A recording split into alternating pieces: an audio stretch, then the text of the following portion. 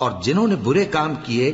پھر اس کے بعد توبہ کر لی اور ایمان لے آئے تو کچھ شک نہیں کہ تمہارا پروردگار اس کے بعد بخش دے گا کہ وہ بخشنے والا مہربان ہے۔ اور جب موسیٰ کا غصہ ٹھنڈا ہوا تو تورات کی تختیاں اٹھا لیں، اور جو کچھ ان میں لکھا تھا وہ ان لوگوں کے لیے جو اپنے پروردگار سے ڈرتے ہیں ہدایت اور رحمت تھی۔ اور موسیٰ نے اس میعاد پر جو ہم نے مقرر کی تھی اپنی قوم کے 70 آدمی منتخب کر کے کوہ طور پر حاضر کیے۔ پھر جب ان کو زلزلے نے آ پکڑا تو موسیٰ نے کہا کہ اے پروردگار، اگر تو چاہتا تو ان کو اور مجھ کو پہلے ہی سے ہلاک کر دیتا۔ کیا تو اس فعل کی سزا میں جو ہم میں سے بے عقل لوگوں نے کیا ہے ہمیں ہلاک کر دے گا؟ یہ تو تیری آزمائش ہے، اس سے تو جس کو چاہے گمراہ رہنے دے اور جسے چاہے ہدایت بخشے۔ تو ہی ہمارا کارساز ہے، سو ہمیں ہمارے گناہ بخش دے اور ہم پر رحم کر، اور تو سب سے بہتر بخشنے والا ہے۔ اور ہمارے لیے اس دنیا میں بھی بھلائی لکھ دے اور آخرت میں بھی، ہم تیری طرف رجوع ہو چکے۔ فرمایا کہ جو میرا عذاب ہے اسے تو جس پر چاہتا ہوں نازل کرتا ہوں، اور جو میری رحمت ہے وہ ہر چیز کو شامل ہے۔ میں اس کو ان لوگوں کے لیے لکھ دوں گا جو پرہیزگاری کرتے اور زکوٰۃ دیتے اور ہماری آیتوں پر ایمان رکھتے ہیں۔ وہ لوگ جو اس رسول یعنی نبی امی کی پیروی کرتے ہیں جن کے اوصاف کو وہ اپنے ہاں تورات اور انجیل میں لکھا ہوا پاتے ہیں، وہ انہیں نیک کام کا حکم دیتے ہیں اور برے کام سے روکتے ہیں، اور پاک چیزوں کو ان کے لیے حلال کرتے ہیں اور ناپاک چیزوں کو ان پر حرام ٹھہراتے ہیں، اور ان پر سے بوجھ اور طوق جو ان کے سر پر اور گلے میں تھے اتارتے ہیں۔ تو جو لوگ ان پر ایمان لائے اور ان کی رفاقت کی اور انہیں مدد دی اور جو نور ان کے ساتھ نازل ہوا ہے اس کی پیروی کی،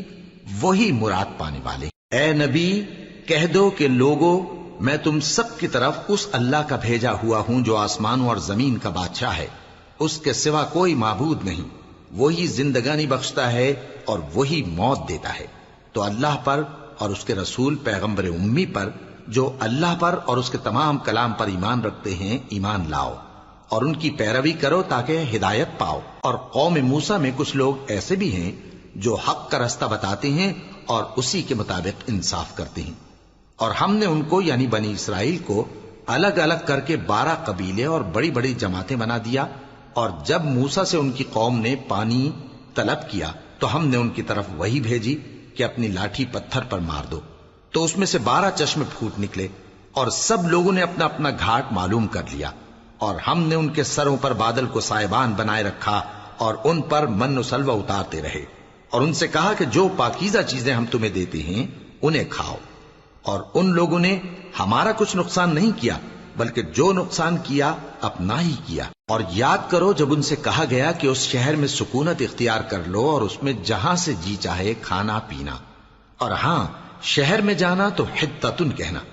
اور دروازے میں داخل ہونا تو سجدہ کرتے ہوئے، تو ہم تمہارے گناہ معاف کر دیں گے اور نیکی کرنے والوں کو اور زیادہ دیں گے۔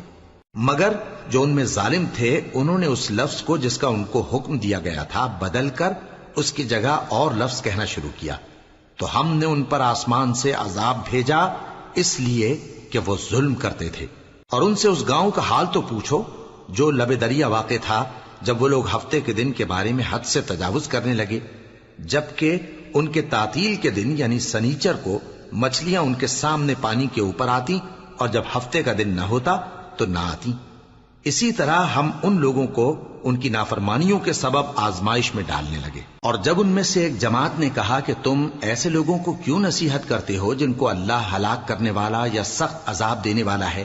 تو انہوں نے کہا اس لیے کہ تمہارے پروردگار کے سامنے معذرت کر سکیں، اور عجب نہیں کہ وہ پرہیزگاری اختیار کریں۔ پھر جب انہوں نے ان باتوں کو فراموش کر دیا جن کی ان کو نصیحت کی گئی تھی، تو جو لوگ برائی سے منع کرتے تھے ان کو ہم نے نجات دی، اور جو ظلم کرتے تھے ان کو برے عذاب میں پکڑ لیا کہ نافرمانی کیے جاتے تھے۔ غرض جن اعمال بد سے ان کو منع کیا گیا تھا، جب وہ ان پر اصرار اور سرکشی کرنے لگے تو ہم نے ان کو حکم دیا کہ ذلیل بندر ہو جاؤ۔ اور اس وقت کو یاد کرو جب تم